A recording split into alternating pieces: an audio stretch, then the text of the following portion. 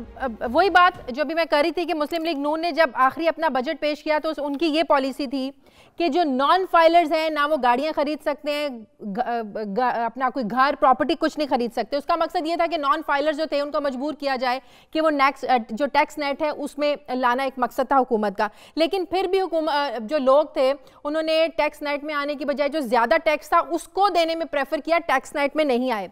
फिर पीटीआई की हुकूमत आती है, इन्होंने सितंबर में जो पाबंदी थी इसको उठा लिया, फिर अक्टूबर में फिर लगा दी, अब और फिर कहा कि जी सिर्फ 1300 सीसी तक की जो गाड़ी है ना नॉन फाइलर वो ले सकता है। अब फिर उन्होंने ये पाबंदी उठा दी है कि जो नॉन फाइलर है वो किसी भी किस्म की गाड़ी ले सकता है। सवाल मेरा ये है कि तहरीक इंसाफ की हुकूमत में ये जो पॉलिसीज हैं इनमें स्टेबिलिटी क्यों नहीं है, इस्तेहकाम क्यों नहीं है, बार बार क्यों ये मजबूर होते हैं अपनी पॉलिसीज को बदलने में?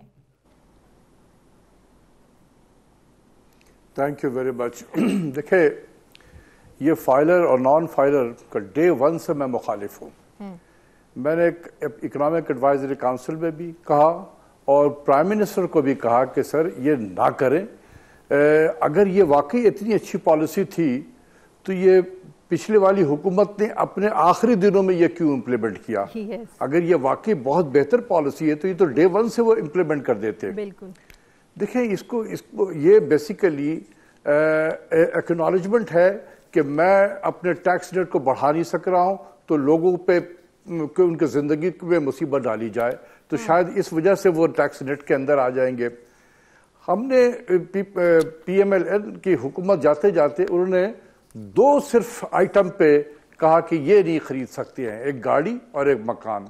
अब आप खुद बताएं कि डज इट मेक सेंस कि अगर आप एक नॉन फाइलर और फाइलर में डिफ्रेंशिएट कर रहे हैं और सिर्फ उसको दो ही एरियाज पे आप पाबंदी लगा रहे हैं कि आप ना खरीदें, तो जब जाहिर सी बात है कि वो आप देखें कि कार की इंडस्ट्री जो है उन्होंने शोर मचाना शुरू किया, कार की प्रोडक्शन गिर गई क्योंकि खरीद नहीं पा रहे हैं। इसी तरीके से आपकी हाउसिंग मार्केट जो है वो डिप्रेस हो गई है और यहाँ पर भी काफी लोगों का पैसा फंस चुका है।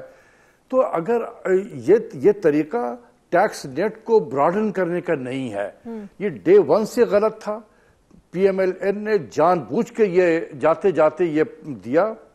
जब ये इनकी हुकूमत आई पीटीआई की, इन्होंने बिल्कुल सही फैसला किया था कि उसको खत्म किया, लेकिन ये प्रेशर में आ गए क्योंकि ये बस शोर मचना शुरू हुआ, एक प्लान के तहत शोर मचा, ये प्रेशर में आ गए, फिर हट गए पीछे, फिर दूसरी तरफ से प्रेशर बढ़ा तो फिर उन्होंने पार्शल किया। और अभी ये जो आप जिसका जिक्र किया है, ये इंस्टेबिलिटी इसकी वजह से है कि ये घबरा जाते हैं, ये डिफेंड नहीं कर पाते हैं इकोनॉमिक्स के टर्म पे कि इसके असरात क्या होंगे, इसके इकोनॉमी पे क्या असर पड़ रही है।